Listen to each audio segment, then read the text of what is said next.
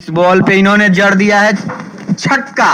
तो 6 रन और एम्पायर का डिसीजन भी 6 रनों का। और सैफ की अगली गेंद और यहाँ से जोरदार प्रहार, बंटी ने दोनों हाथों से मुठियाया गेंद को और यहाँ आउट। लेकिन एम्पायर का डिसीजन आना अभी भी बाकी और एम्पायर ने डिसीजन बहुत बढ़िया तरीके से दिया।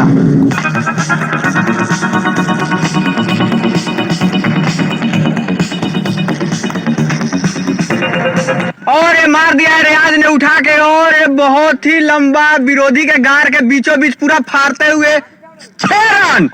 तो ये 6 रन है।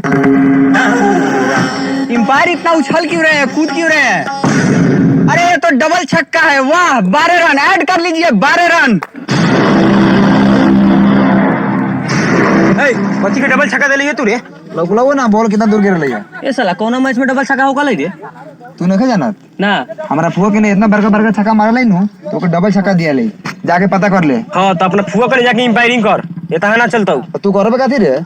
डबल छक्का देनी है काथी करबे, मरबे का एम्पायर के तू मार देबे रे साला। तू बारे कोती रे इसमें बारे कि साला हमनी के डराएम साला एम्पायर में एम्पायर जैसे रह रे साला गाल खेले के हद होकले कोनो देश में चाहे कोनो टीम में साला डबल छक्का ना होकले।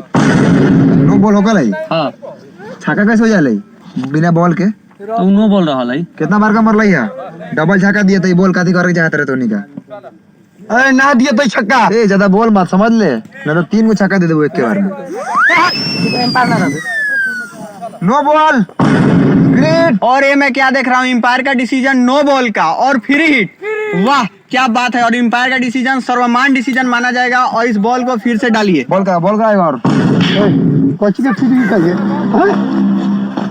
कोची के फ्री हिट है रे साला के नाती। अरे बोल दे मेरे साला के मार।